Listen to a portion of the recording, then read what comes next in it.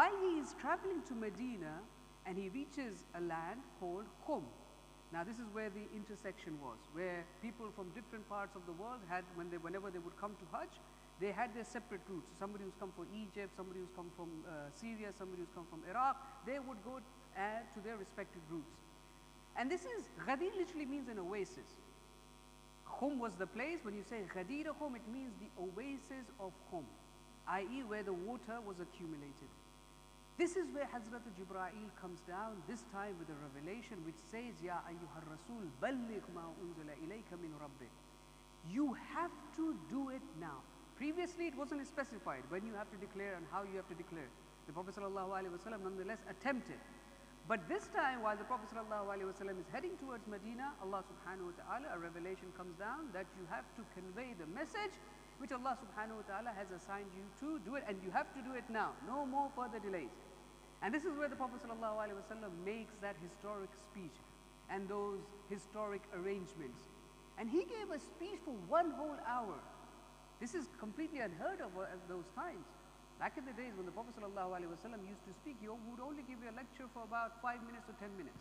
Right now, for example, I'm speaking, my voice is reaching out everywhere. Within this, I mean, in the ladies' side, upstairs, everywhere. Back in the days, they did not have microphones. So, if the Prophet ﷺ had to say something, only 15, 20 individuals within the line, they would hear it, then they would have to repeat it. It would keep be repeating. So that's why the lectures had to be very, very short. But here in Ghadir, the Prophet ﷺ continuously speaks for an entire hour. Now, I'm not going to obviously exhaust you with exactly what the whole entire speech is. You can see that Imam Baqir alayhi salam extensively, Allahumma salli ala Muhammad wa ala Muhammad. It is well documented, but just to give you a hint of exactly what he said in the beginning. He says, Alhamdulillah wa nasta'inu wa nu'minu bik wa natawakkalu alayk wa na'udhu min Allah min shururi anfusina wa sayyi'ati a'malana. He says, all praise is to Allah subhanahu wa ta'ala. We take refuge to Him from all the evils that we have. We believe in Him and we put complete our trust and reliance on Allah subhanahu wa ta'ala. Then he says, Amma ba'd. People know that I'm departing this world. Allah subhanahu wa ta'ala has given me a very, very important responsibility. Inni mas'oolun wa antum mas'ool. فَمَاذَا قَائِلُونَ. Remember, Allah subhanahu wa ta'ala is going to hold us all accountable on the day of judgment with regards to the message that I'm about to convey to you. What do you have to say with regards to that? They all said collectively that نَشْهَدُ أَنَّكَ بَلَغْتَ وَنَسَحْتَ. We will on the day of judgment will testify that you have conveyed your message and there is no burden upon your shoulders. So you just freely convey the message. Then the Prophet ﷺ says, أَلَسْتُمْ تَشْهَدُونَ أَنْ لَا إِلَهَ إِلَّا اللَّهِ. Do you not testify there is no God other than Allah subhanahu wa ta'ala, that I am the messenger, that the Quran is the book of Allah subhanahu wa ta'ala, that Jannat and Jahannam, these are the truth? They all said, قَالُوا بَلَا. Bala in Arabic means, of course, it's a given. They did not just say yes, they said, of course, it's a given, we testify. And the Prophet ﷺ, so he's basically setting up a stage. He says, on the day of judgment, you will be asked about the two weighty things. There were certain individuals, they were like, what? They'd already forgotten about that. They were like, what are the ma'athiqlain? What are the two weighty things? The Prophet ﷺ says, it is the book of Allah and my Ahlul Bayt. Then he says, tell me, man awla bil mu'minina min anfusihim.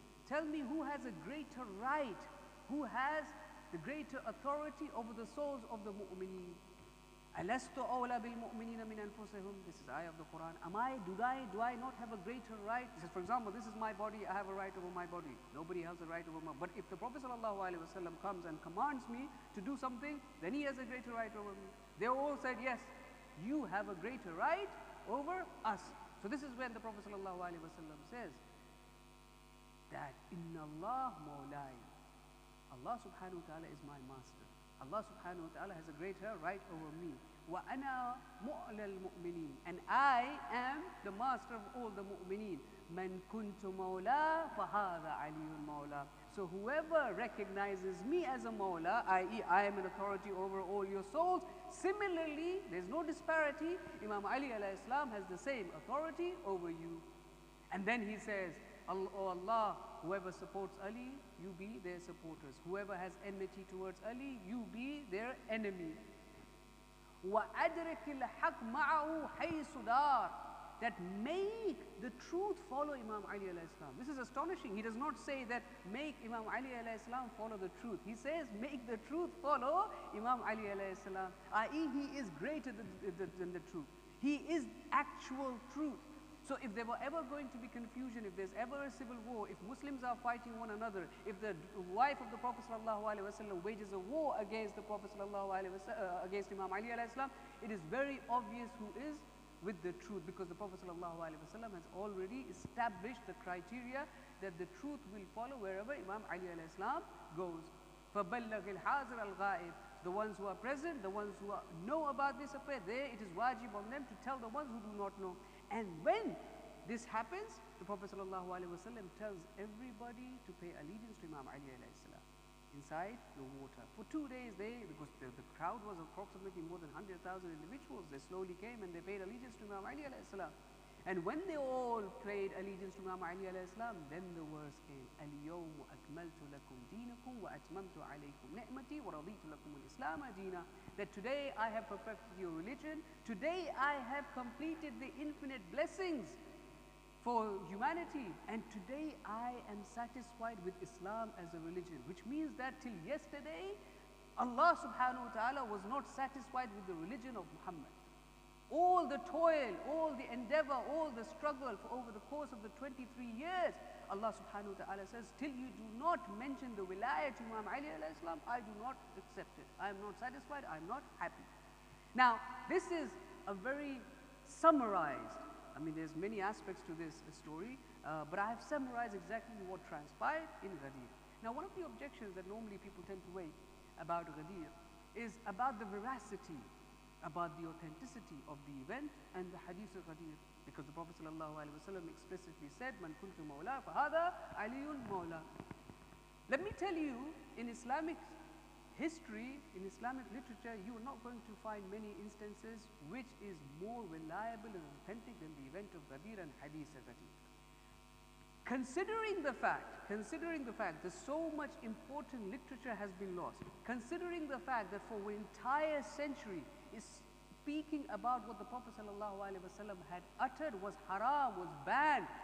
Despite that, we have at the very least 110 companions who have attested to the fact that the Prophet ﷺ at Ghadir said, "Man kuntu mawla fahada aliyun mawla." This is astonishing. This is unprecedented. Nobody can argue against that. Nobody can say the event of Ghadir did not. It's a historical fact that the Prophet ﷺ gave khutbah on the day of Ghadir and he raised the hands of Imam Ali alayhi salam. It's a historical fact. Certain individuals, for example, Fakhrul Razi is one of the prominent scholars of the Sunni faith. He has written a book, Tafsir of Fakhrul Razi. Inside that he says that I have found 400 ways, 400 evidence, 400 paths, arba'atu mi'a turuq, in establishing the event of Ghadir and the hadith of Ghadir. But then you know what he says? وَلَكِنْ فِي نَفْسِي مِنْهُ شَيْءٍ. However, my heart is not at ease. However, it doesn't settle down with me. Allahu Akbar. 400 ways, he himself is admitting that I can concur, I can say that this is a historical fact through 400 ways. But then still, he says, my heart is not at ease.